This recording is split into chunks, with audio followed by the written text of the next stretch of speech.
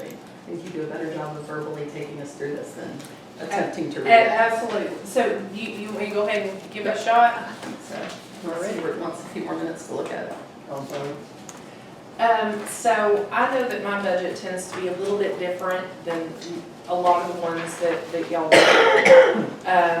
And part of that is because I have different classifications of employees. So for the most part, I essentially have 4 classifications of employees. I have state employee positions. And on my state employee positions, because we're in Fannin, Gilmer, and Pickens counties, the state of Georgia only allots us so many of those positions. So for administrative assistance positions, I only get 2 of those on a statewide basis, 1 investigator position.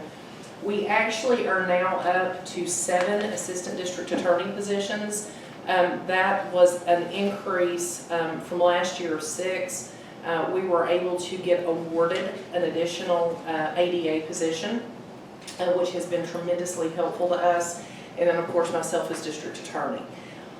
All of our state positions are budget neutral to our counties. So what I try to do, particularly in the allocation of these positions, is to break them down on a circuit-wide basis so every county gets the benefit of that budget neutral employee position. Now, moving from state employees, I have what we call a spacer employee. Spacers are actually classified as state employees. They are paid by the state of Georgia. They receive state benefits. The spacer portion of that is state paid, county reimbursed.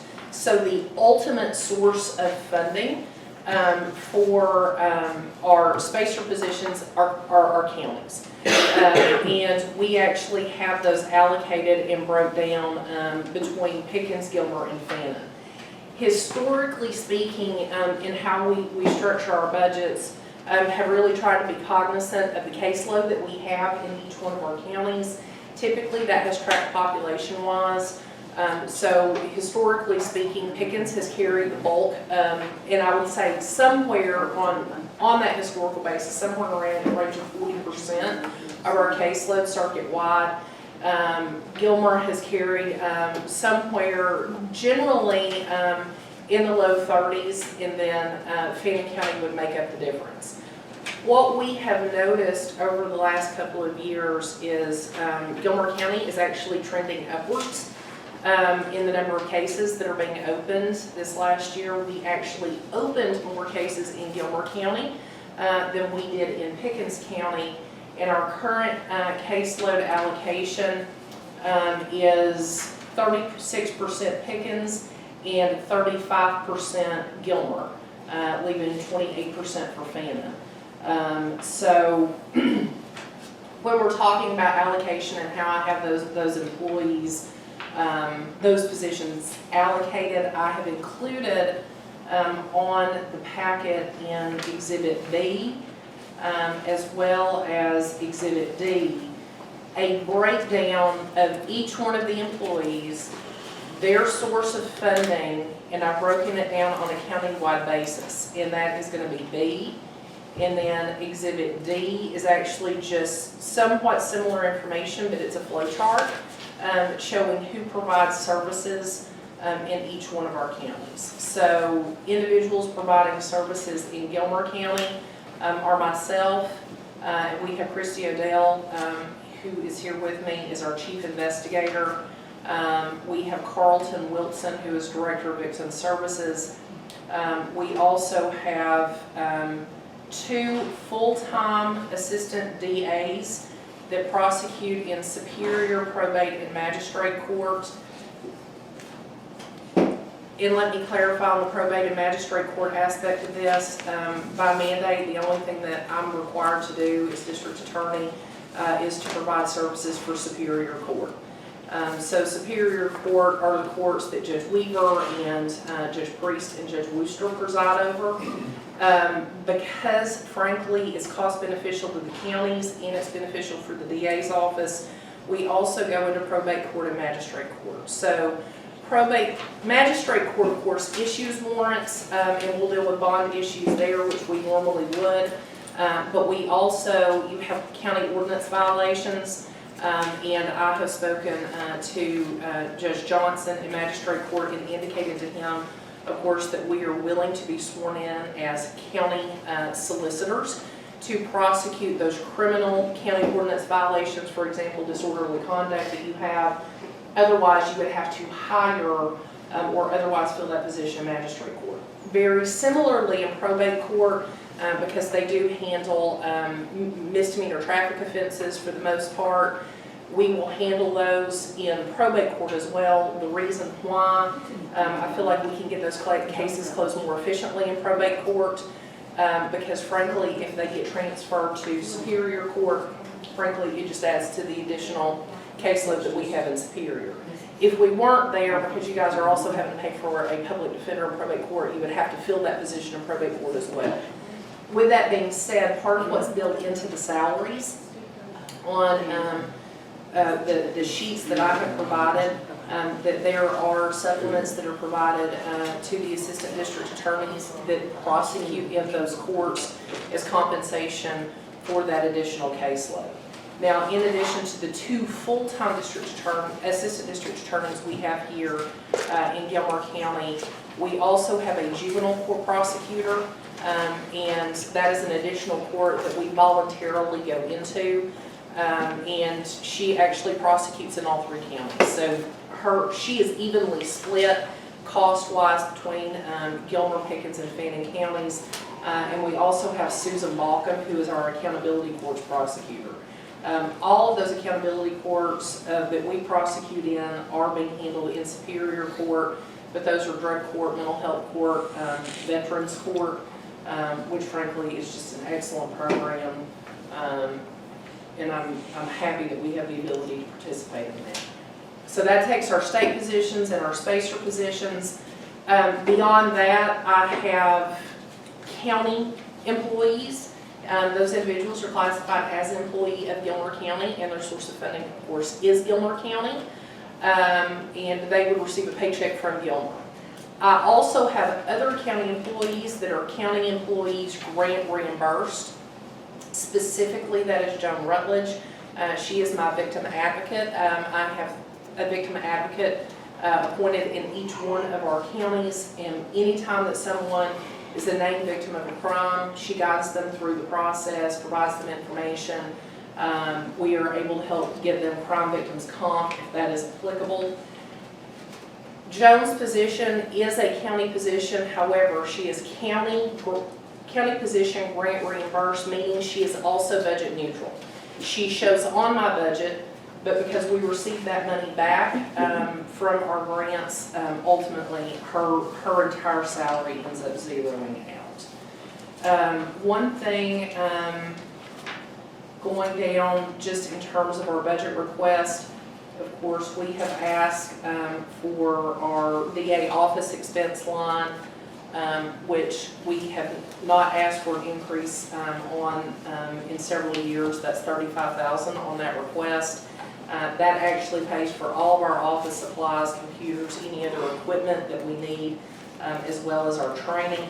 And in addition to that, one request that I have made, that I have not historically made, is a capital outlay of $15,000. I have asked the same capital outlay for Pickens and for Fannin counties. That $15,000 is to help, would be earmarked to go towards the purchase of vehicles. And if you'll look on what is marked as Exhibit E, is the very last page in the packet, is a list of vehicles that we have for the district attorney's office. Several of those vehicles we would like to decommission, because frankly the repair expense is getting to the point that the repair costs more than what the vehicle is worth. Those ones that we're wanting to decommission are a 1999 Ford Crown Vic, which I think that was the one that broke down on the side of the road last week, that needs a new transmission, a 2004 Crown Vic, and another 2003 Ford Crown Vic, and a 2005 Chevy Impala. Christy O'Dell has been spectacular. She was able to, for many reasons, but she was able to get us a connection with Dunwoody Police Department. They actually decommissioned their vehicles at 100,000 miles. So fairly recently, we were able to purchase 2 vehicles, and those being approximately 2013 Chevrolet Tahoes, and we were able to get those for how much, Christy? $7,000 each. Which is a vast improvement over the 1999 Ford Crown Vic. So the vehicles are very cost beneficial to us because of the amount that I have employees driving, then we're not subject to mileage reimbursement. The other added benefit to that is these vehicles are actually registered with the Prosecuting Attorney's Council, which means they cover insurance for us.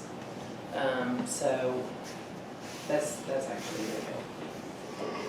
Any questions, concerns?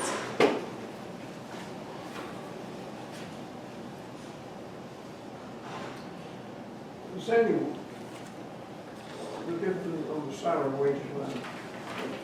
I think that is the, correct me if I'm wrong, but I think that was the addition of Karen Blackford, maybe? Another additional position.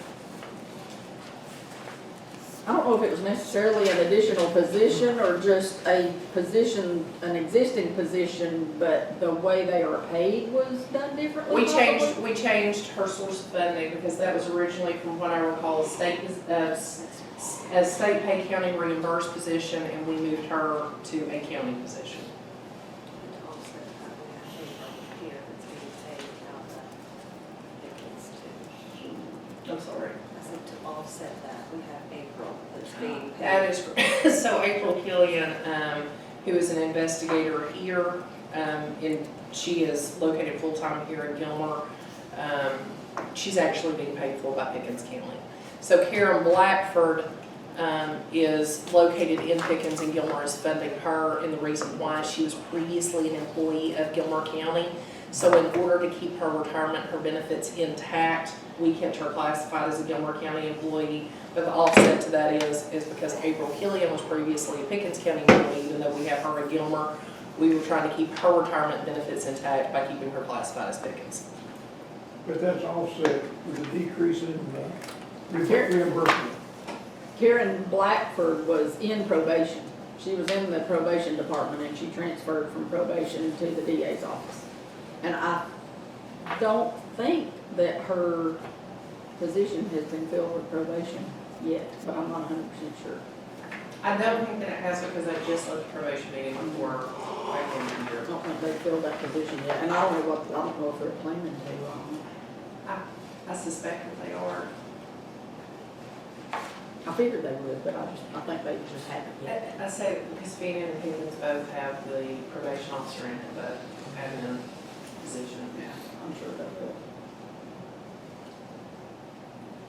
What appears to be an increase here is offset by the reimbursement or reduction. It does look like the reimbursable budget for 2021 was $398,000. And the reimbursable request for 2022 was $349,000. So yes, it does look like that's where that reduction would be. Gotcha.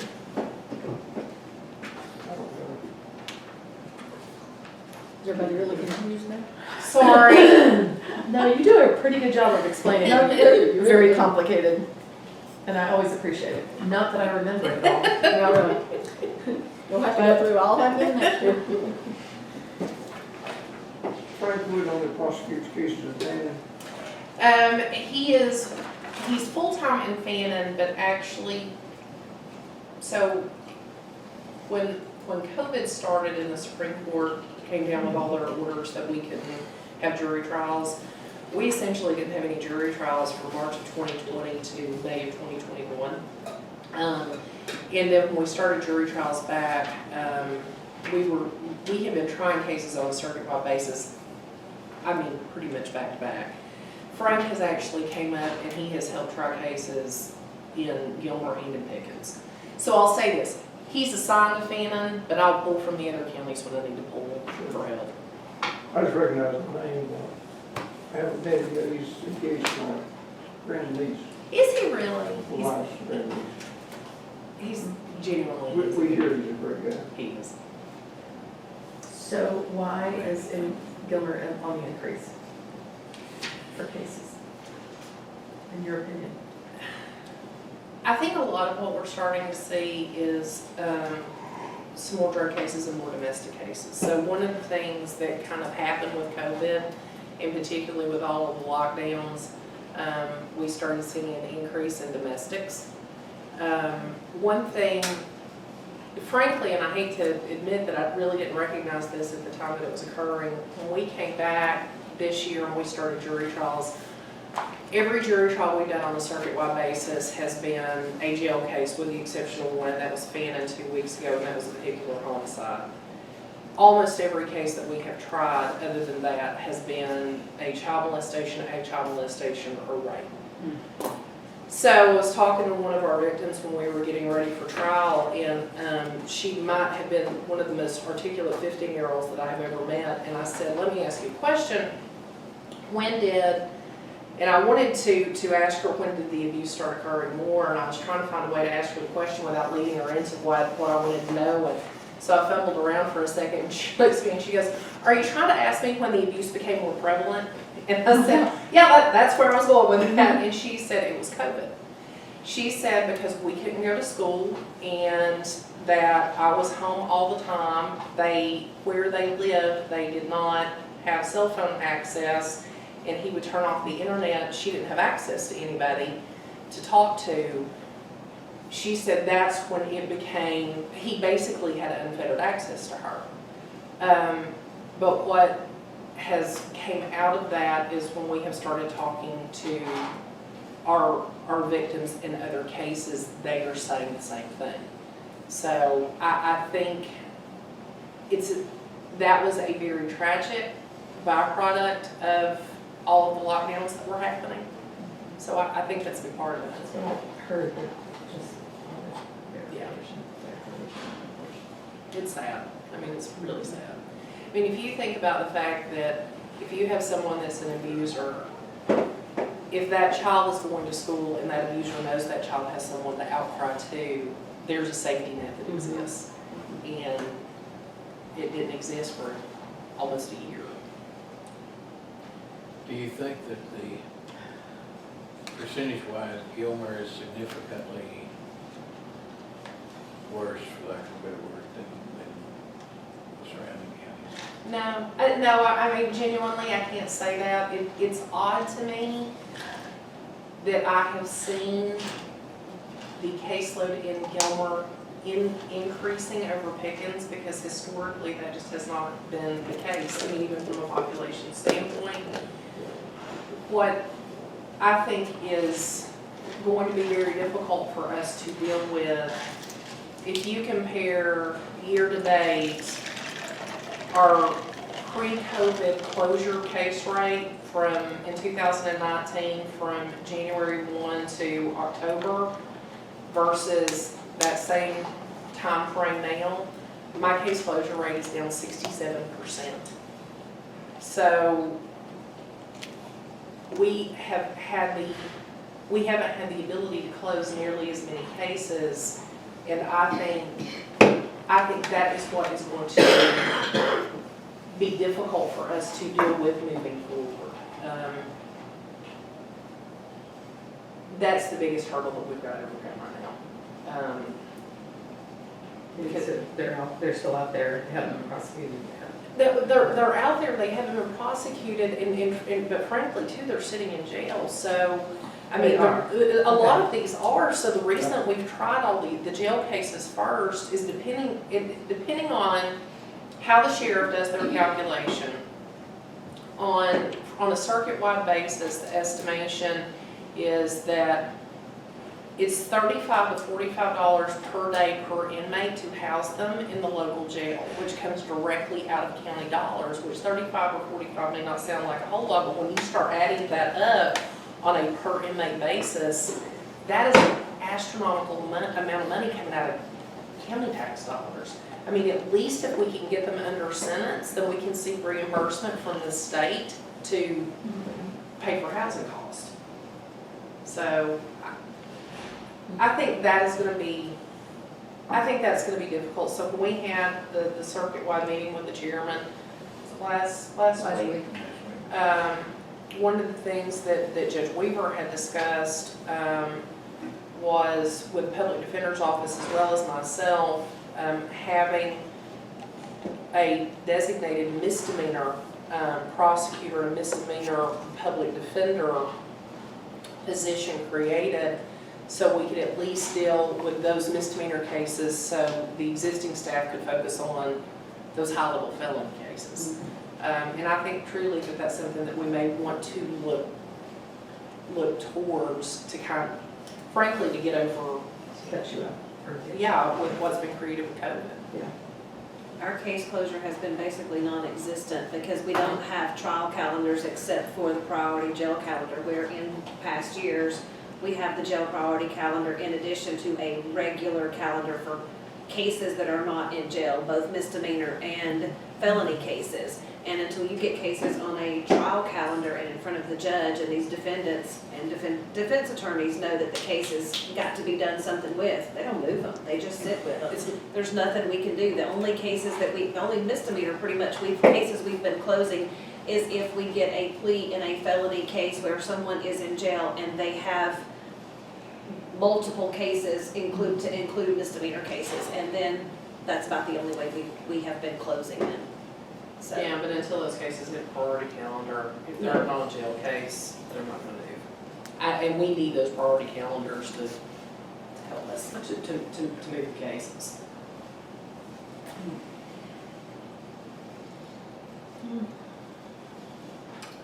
People would just I be don't nice. have anything